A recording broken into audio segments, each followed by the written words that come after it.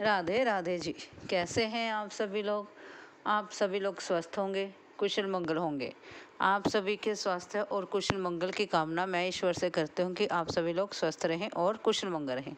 आज हम बात करते हैं सीता जी के चूड़ामणि की। सीता जी की चूड़ामणि। एक बार जब समुद्र मंथन जब हुआ था, तो समुद्र मंथन में से विष्णु जी की केवल लक्ष्मी माता ही जी नहीं निकली थी, उनमें से रत्नाकर नंदिनी भी निकली थी। उस रत्नाकर नंदिनी माता ने चूड़ामणि पहन रखी थी। तब उस रत्नाकर नंदिनी माता जो थी, उन्होंने अपनी चूड़ामणि उतार कर विष्णु जी को दे दी थी। और विष्णु जी के पास जब विष्णु जी के पास जब इंद्र और इंद्राणी आए थे, तो इंद्र जो थे वह चूड़ामणि पाने के ललायित थे। वह चाहते थे कि चूड़ामणि उन्हें मिल जाए।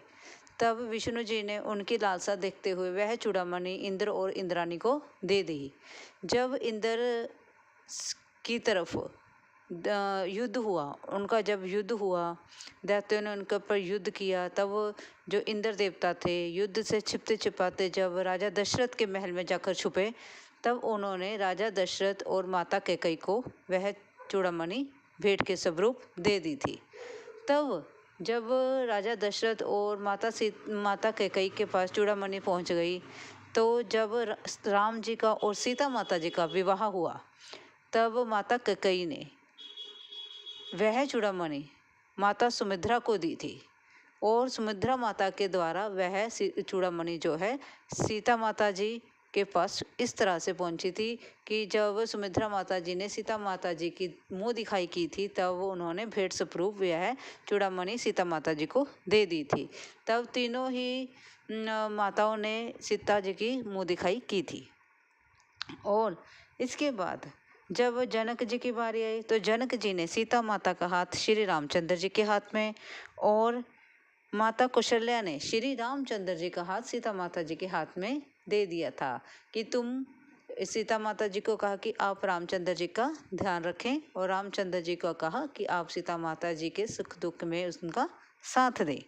और इस तरह से यह सभी मुंह दिखाई जो हो कंप्लीट हुई।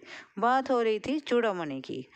तो क्योंकि राम जी की माया, राम जी की महिमा राम जी ही जाने, हम इंसान तुच्छ क्या समझ सकते हैं इस बात को?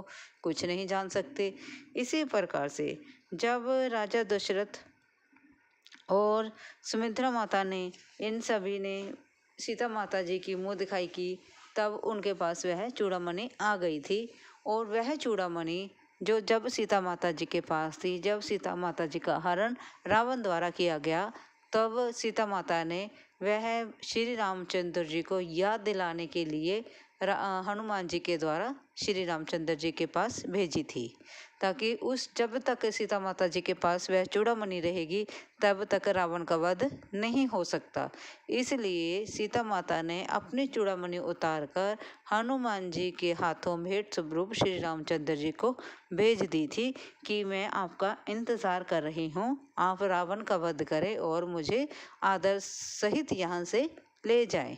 ये एक छोटी सी कहानी है चूड़ामणि की। चूड़ामणि ये नहीं है कि चूड़ामणि एक सुहागनों का एक अहम गहना होता है, और साथ साथ ये चूड़ामणि की एक अहमियत है जो श्री रामचंद्र जी और सीता माता जी का इससे प्रेम झलकता है। और जब सीता माता जी ने श्री रामचंद्र जी के लिए वह चूड़ामणि भेजी थी, तब श्री रामचंद्र जी की आंखों से छल छल आंसू टपक निकले थे कि उनको इस प्रकार से सीता माता जी की याद आई।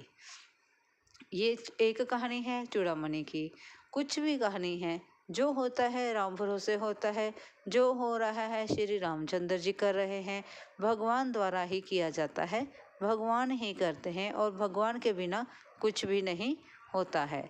इसलिए भगवान को हाजिर नाजिर जानकर सभी कार्य अच्छे करें, स्वच्छ रहें, सुंदर रहें, और अपनी दिनचर्या को अच्छे से निभाएं, और अपनों का ख्याल रखें, अपनों के साथ जिएं।